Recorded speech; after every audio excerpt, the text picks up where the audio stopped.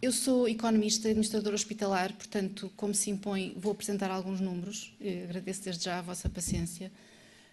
Pediram-me para colocar em debate alguns tópicos sobre as questões do financiamento da saúde. Para fazer isso, nós precisamos de rever uns dados muito brevemente, eu prometo que vou tentar não amassar ninguém, quer sobre o tipo de sistema de financiamento em que Portugal se insere, não é? Nós somos de um sistema que assenta num Serviço Nacional de Saúde. Também olhar para algumas questões comparativas da situação do financiamento público, em particular da saúde no nosso país, por comparação com países com os quais gostamos de nos comparar, que são os países europeus, e também perceber que o peso relativo de diferentes fontes de financiamento da saúde tem impactos não só económicos, mas sobretudo impactos éticos muito distintos e relevantes para esta discussão da Lei de Bases da Saúde. Portanto, fazemos isto rapidamente num quadro em que sublinhamos que a intenção desta nova Lei de Bases da Saúde é, de facto, responsabilizar mais o papel do Estado na garantia da efetividade em relação aos cuidados que são prestados. É importante termos isso em mente, não é? É nessa perspectiva que estamos a olhar para as questões do financiamento. Relativamente aos sistemas de financiamento, só lembrar aqui com este slide que eu acho curioso, que nós temos na Europa, em geral, dois tipos de sistemas de financiamento. Os de inspiração bismarckiana, não é? Que advêm de uma lógica de seguro social de saúde, e os de inspiração beveridgiana, que têm a ver com a construção do NHS em Inglaterra no pós-Segunda Guerra Mundial. Nós, para nos situarmos, estamos aqui, portanto, nós aqui temos os países em que a despesa total em saúde é sobretudo financiada por impostos, e ali temos um eixo em que a despesa total em saúde é sobretudo financiada pelo Seguro Social de Saúde, não é? Portanto, temos aqui um cluster de países onde encontramos à cabeça a Alemanha, a Holanda e a França, como países de inspiração bismarckiana, em que a principal fonte de financiamento é o Seguro Social, assente sobretudo nos descontos através do trabalho, não é? Da população ativa, depois complementado com impostos. E deste lado temos os países nórdicos, a Suécia, a Dinamarca, o Reino Unido, que tem o nosso conhecido NHS, ao qual nós tentamos seguir as pisadas, mas também os países do sul da Europa, como a Itália e a Espanha, e aparece-nos aqui ainda o caso da Irlanda, da Finlândia, a Grécia, enfim, um bocadinho outliers, com o sistema entre os dois clusters, entre os dois grupos, digamos assim. Para lembrar também que quando falamos hoje em dia no financiamento da saúde, estamos num quadro, e isto é importante também para a discussão sobre a Lei de Bases da Saúde, estamos claramente num quadro em que o cenário internacional comum, e que nós infelizmente partilhamos, é um quadro de tendência para a insustentabilidade dos sistemas de saúde. O que é que isto significa? Não tem só a ver com o facto de o financiamento previsto cobrir ou não os custos que estimamos que vão acontecer.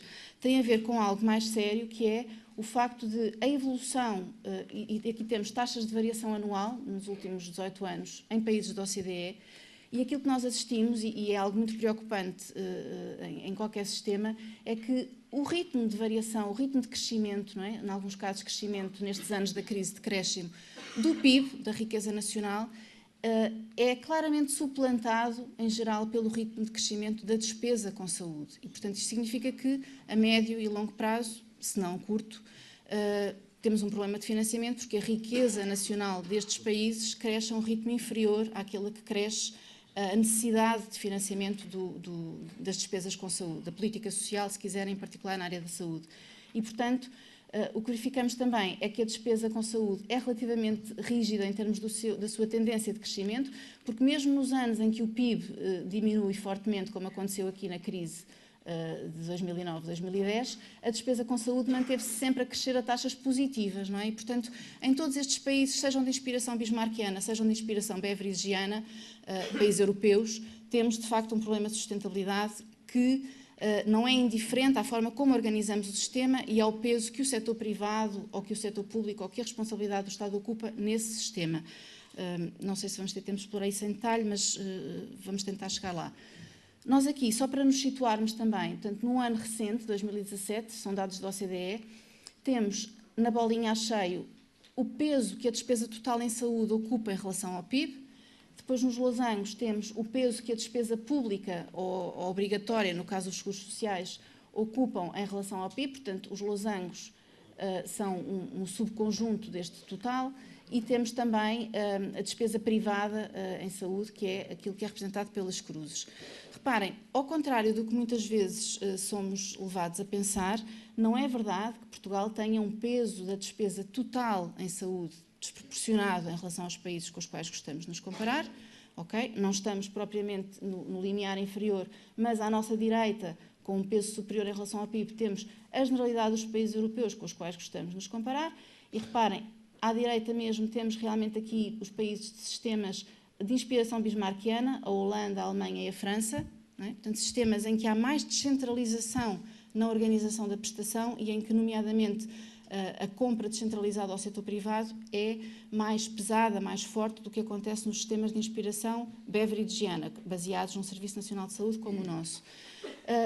Aquilo que verificamos é que países do sul da Europa, como a Espanha e a Itália, estão relativamente alinhados connosco em relação à despesa total, em relação ao PIB. Agora, aquilo que é desproporcionado, e por isso é que está aqui também este slide para chamar a vossa atenção para isto, é que no que toca à despesa pública em saúde, aí sim Portugal está numa situação claramente desfavorecida ou inferior àquilo que é a tendência na generalidade destes países. Ou seja, nós temos aqui uma componente de despesa privada, não é? Que está muito acima daquilo que é comum nos países que inclusive têm despesas totais em relação ao PIB superiores à nossa e, portanto, por defeito, temos uma componente de despesa pública, que é este losango, em geral bastante inferior àquela que tem países com sistemas de base solidária, como gostamos de pensar que é o nosso. Portanto, primeiro dado a reter, no financiamento público em saúde não estamos alinhados, estamos desalinhados em sentido inferior. Na despesa total em saúde estamos relativamente alinhados, embora por uma razão indesejável, diria eu, que é um excessivo peso da despesa privada em saúde no financiamento.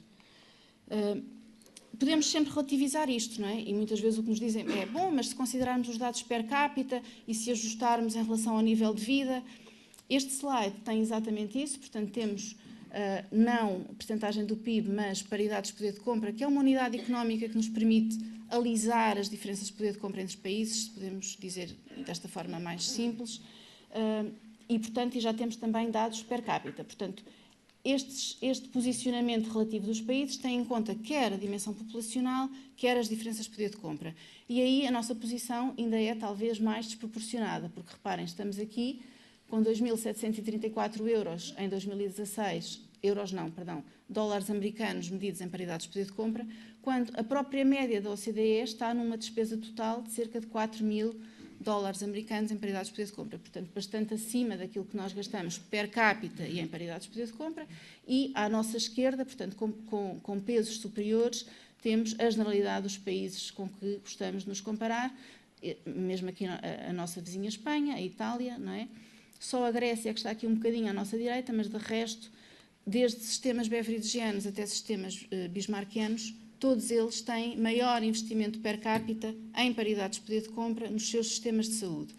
Se olharmos mais uma vez para a componente pública e privada, temos a mesma conclusão que tiramos da projeção anterior, ou seja, na despesa pública nós estamos relativamente abaixo daquilo que seria desejável, quer em termos absolutos, quer em termos relativos. Na despesa privada temos um gasto excessivo por parte do cidadão no ponto de consumo de cuidados de saúde, se podemos dizê-lo desta maneira, e, portanto, há aqui um caminho a fazer se queremos caminhar para sistemas mais parecidos com aqueles que nos inspiram.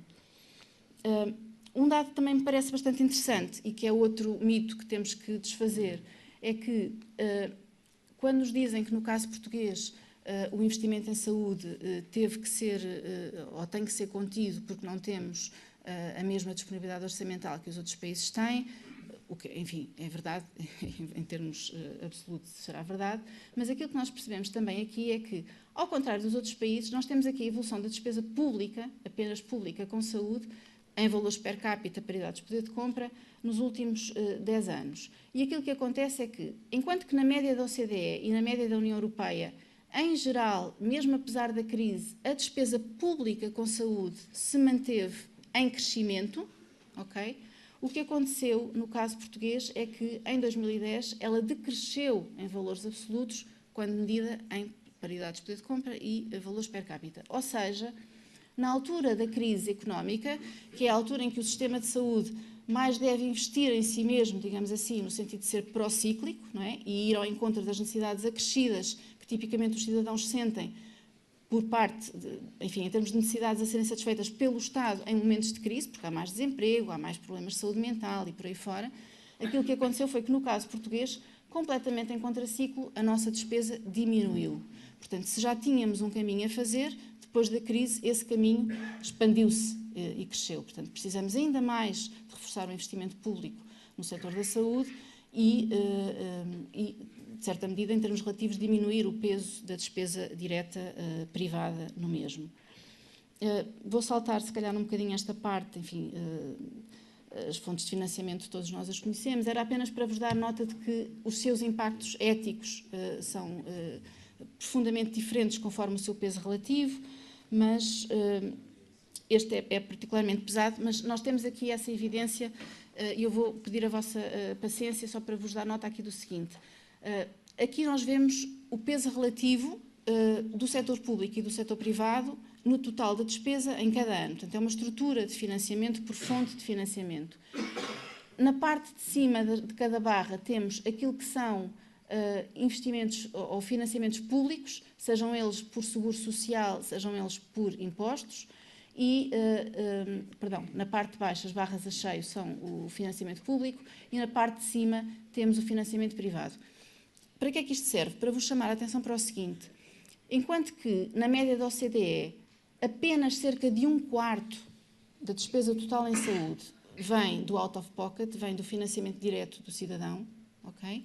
No caso português, estamos aqui nesta barra, o que nós temos é uma percentagem de cerca de 33%. Portanto, por comparação com os outros países, em termos da percentagem total da despesa, nós financiamos, através do cidadão, cerca de 1/3 do total da despesa, enquanto que a média da OCDE financia apenas cerca de 1/4. Portanto, o Estado tem um papel muito mais importante na despesa total em saúde nos países da OCDE do que tem no caso português. Mas, se nos compararmos, por exemplo, com um país simpático como o Reino Unido, o que nós vemos é que apenas 18% do financiamento total da saúde no Reino Unido é que advém destas fontes do out of pocket, destas fontes do cidadão, destas fontes privadas diretas, não é? Reparem, o Serviço Nacional de Saúde no Reino Unido, temos aqui esta barra, ocupa cerca de 80% do financiamento direto da saúde, enquanto que aqui, no caso português, temos uma percentagem de apenas 65% ou 66%, se os meus óculos progressivos não me enganam, do financiamento direto. Portanto, o Serviço Nacional de Saúde no qual nós nos inspiramos, em termos de estrutura, de estruturação da oferta de cuidados de saúde, tem uma responsabilização do Estado muito superior àquela que o Estado assume no caso português. Isto é relevante para efeitos da discussão da Lei de Bases, por razões óbvias, não é? Mas quando nós discutimos o papel que o Estado deve ter num sistema mais ou menos descentralizado, tem também a ver com isto, com quanto é que entendemos que o Estado deve assumir deste tipo de despesas e quanto é que deve gerir diretamente, tendo em conta que, em todos estes países, os temas andam muito à volta, os temas de reforma, não é? À luz daquele problema de insustentabilidade que eu muito brevemente no início referi, andam sempre muito à volta também desta questão. Qual é o papel do Estado e qual é o papel do mercado, quer no financiamento, quer na prestação. E, só para voltar à questão original dos sistemas bismarckianos, aquilo que nós observamos, embora não haja conclusões definitivas e unívocas sobre esta questão, é que sistemas de seguro social em que há uma entidade financiadora, mas uma entidade prestadora, entidades prestadoras mais descentralizadas, portanto, por exemplo, no caso alemão, tipicamente temos seguros sociais, temos fundos, ou de base regional ou federal, que gerem cuidados de saúde, mas que compram a atores descentralizados. São não só sistemas em que o setor privado assume um peso maior, mas sistemas que têm mais dificuldade na contenção de custos, porque precisamente a prestação é mais descentralizada, menos controlada e até há menos poder do Estado na compra agregada de serviços, mas também sistemas em que os resultados em saúde tendem a não ser tão favoráveis como têm sido em sistemas em que o SNS assume um papel mais preponderante, mas sobretudo as questões de saúde pública não conseguem ter a mesma projeção, a mesma força de implementação como tendem a ter nos sistemas de tipo beveridgiano. Enfim, isto é alvo de muita discussão científica, mas aquilo que eu estou a dizer não é desprovido de sentido.